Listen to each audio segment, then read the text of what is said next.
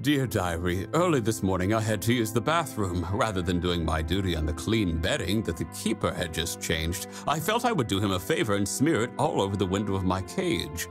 It seems that he was not impressed. I just don't know how to please this keeper. Dear Diary, today my keeper was waving his hand in front of me and what I was sure was a sign he wanted me to bite him. In my normal obedient way, I appeased him and struck his hand. The keeper screamed and yelled at me. This seems like a complete contradiction of the keeper's obvious desire for me to bite him. I feel the keeper is now mad at me and will no longer give me a delicious rat for dinner. All hope is lost. Dear Diary, last night my keeper graciously left the top open to my enclosure. I was sure this meant the keeper wanted me to roam free and hide in the keeper's sock drawer. When the keeper woke up, they proceeded to tear their room apart in some savage way. I kept hiding because I thought this is what the keeper would want me to do. When the keeper found me, they angrily put me back in the cage as if I did something wrong.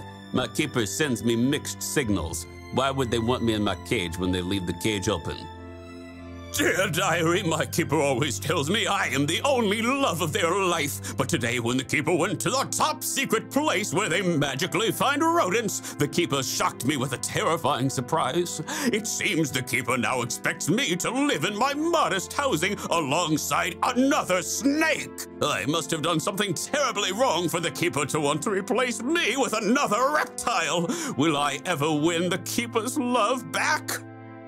Dear Diary, 2 days ago, my keeper opened up my cage and put a dead rodent next to me with those long, shiny, squeezy things that the keeper was holding in their hands. Whew! The keeper refers to them as tongs, but I assume them to be some diabolical killing tools. I can only assume the keeper wants me to play hide and seek with this dead rodent offering. I immediately tried to please the keeper and drug it into the corner and buried it in the bedding. Now, after 2 days, my cage is starting to smell very badly. Is the keeper just that bad at the game of hide and seek? Dear Diary, today came and went, and although my keeper walked by my cage more than 3 times, they never stopped to feed me. It's been more than 3 days since my last rat, and I fear that I will die soon. Despite my continuous pacing back and forth, the keeper continues to ignore my need for another rodent. Tonight will be the same as the last. This strange artificial sun will go down without warning, and it will be pitch black. It's doubtful that I will make it through the night. Dear Diary, the keeper filled my water dish too full today. In an attempt to help the keeper, I crawled into the water bowl and distributed the water throughout my cage. The keeper seemed unappreciative of my efforts and immediately filled the water dish up again. Is there no logic here? I will continue to try to educate the keeper. Dear Diary, once again I pooped in my favorite corner of the cage this morning only to have my keeper immediately take it away.